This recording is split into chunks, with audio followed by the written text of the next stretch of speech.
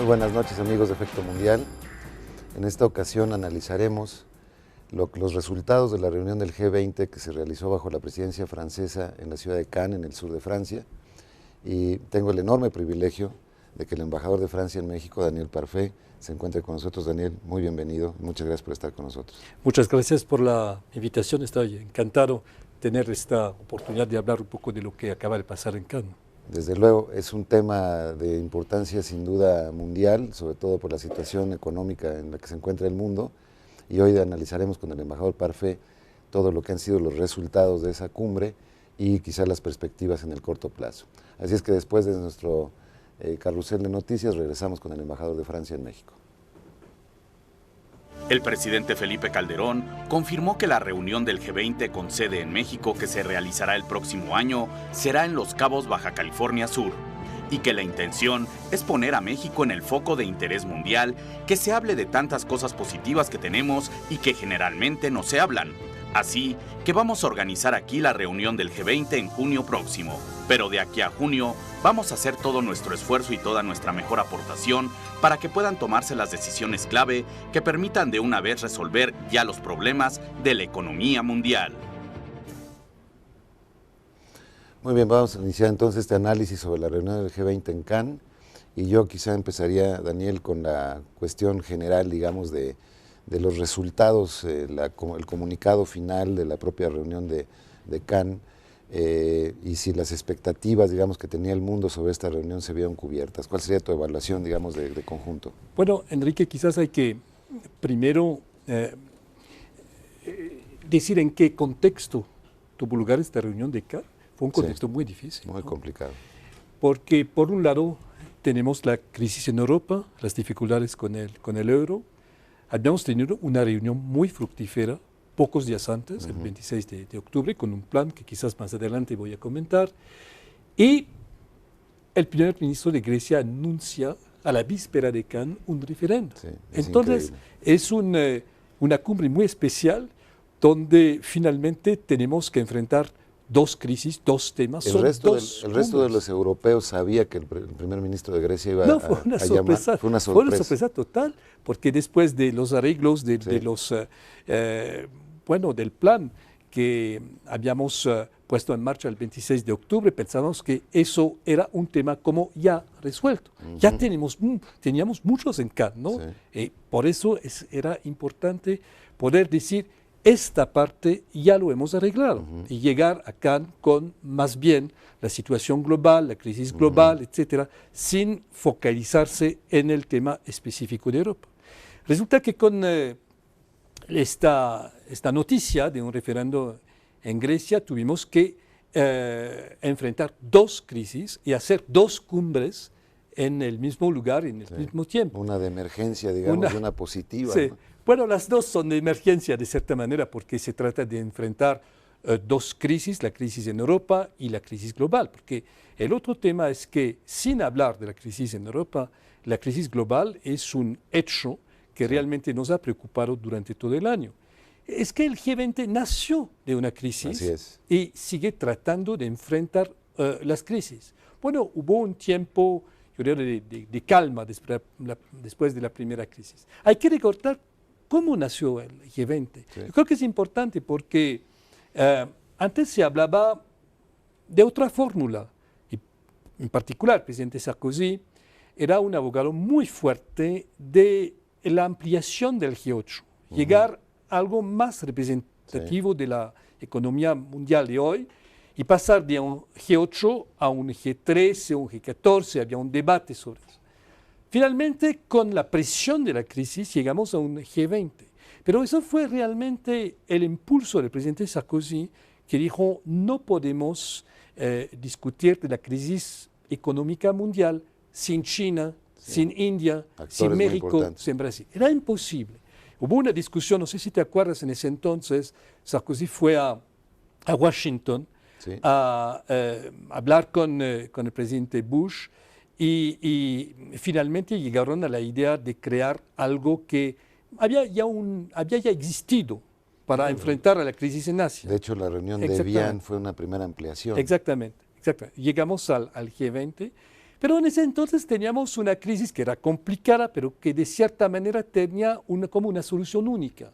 ¿Qué había que hacer? Reactivar la economía. Reactivar la economía mundial. Estábamos al borde de un desastre económico con una recesión mundial. Sí. Y la idea fue muy sencilla. Vamos a inyectar fondos en la economía para realmente no tener una recesión, que era la preocupación de todos. Bueno, eso provocó endeudamiento, una tasa de endeudamiento muy alta. Muchas violaciones también dentro del sistema financiero mundial. Exactamente. Entonces pasamos de una crisis económica que era una crisis de crecimiento a otra crisis mucho más complicada. Entonces, ¿cuál era la primera prioridad en Cannes? Era ver cómo podíamos tener un plan robusto, fuerte de crecimiento, que se llama exactamente así, ¿no? Un plan para el crecimiento y el empleo. Interesante. El empleo es clave, sí. Interesante, porque me dio mucho gusto que se pusiera el acento. Aparece la palabra Así empleo por primera vez y eso lo vamos a comentar más adelante. Pero la receta era mucho más diversa de lo que había sido 2 años antes. Entonces, ¿de qué se trataba? Unos países podían realmente actuar para más crecimiento porque tienen fundamentales buenos, entonces para reactivar la economía. Otros países tenían que poner orden en las finanzas públicas, no había de otro. Entonces las recetas no son las mismas. Y tú tienes otros países que tienen que hacer evolucionar poco a poco su sistema, su modelo económico, incluso con más consumo interno. Sí. Entonces tú tienes lo que pasó en Cannes. El caso de China, concretamente. Bueno, exactamente, lo dijiste. Entonces la novedad de Cannes es que tú no tienes una receta única, sino que tú tienes que ver cómo cada país. Y yo creo que en este aspecto el resultado es casi inesperado, porque sí, eso está en el comunicado final, en la declaración de Cannes, este compromiso de los países, cada uno por su lado, de tomar las medidas que van a permitir de salir de la crisis, pero con recetas adaptadas a la situación interna de cada país. Entonces, es una idea muy buena de que no hay una receta única porque son realidades diferentes. Exactamente. Y también tomando en cuenta esta situación internacional de la economía, dar más posibilidades de actuar al FMI, al Fondo Monetario Internacional. Porque ¿de qué se trata? El FMI precisamente se concibió para que pueda intervenir en estas situaciones. Cuando hay problemas de balanza de pagos. Exactamente. Entonces, eso se anunció y le va a tocar a la presidencia americana en el mes de febrero de poner en acción estas nuevas posibilidades de actuar del FMI, que de cierta manera quiere decir que tengan más reservas, porque ¿de qué manera puedes actuar? Con más reservas para intervenir cuando se necesita. Hay una decisión de Cannes de capitalizar más al Fondo Monetario Internacional. Exactamente, y que se va a concretar después de los estudios, porque eso no se hace así de día a otro, y con una cita que se definió, que se decidió para el mes de febrero bajo presidencia mexicana. Entonces, finalmente, eso es el primer bloque de Cannes. El primer bloque es cómo la visión global. Cómo vamos a enfrentar la crisis. La crisis es una preocupación enorme, hay situaciones muy diferentes, entonces vamos a tomar medidas adaptadas y dar más influencia al Fondo Monetario Internacional. Eso era el primer bloque. En esta parte, Daniel, ¿el Fondo Monetario Internacional tendrá alguna incidencia mayor sobre los mercados financieros? Porque una de las, digamos, críticas y preocupaciones más grandes es que algunos de los detonadores de esta crisis han sido precisamente pues, los bancos mundiales. Bueno, sí, tienes toda la razón. Eso es el tema de la regulación financiera. Regulación, exactamente. Y eso es el segundo bloque, de cierta manera, de la reunión de Cannes. Hay el bloque crisis y hay el bloque técnico, digamos. Técnico y trabajo de fondo, que es la agenda finalmente histórica del G20. Entonces, bueno, tú tocas un tema que es un tema absolutamente crucial.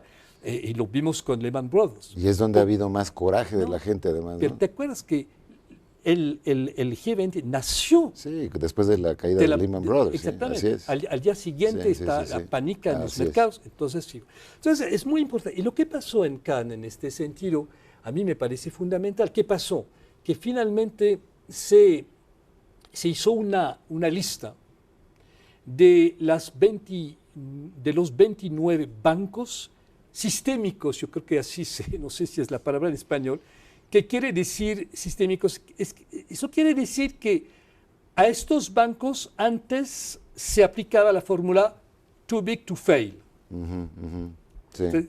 Entonces, estaban como vacunados contra el fracaso. Exactamente, Sí, pero la historia reciente muestra que no funciona así.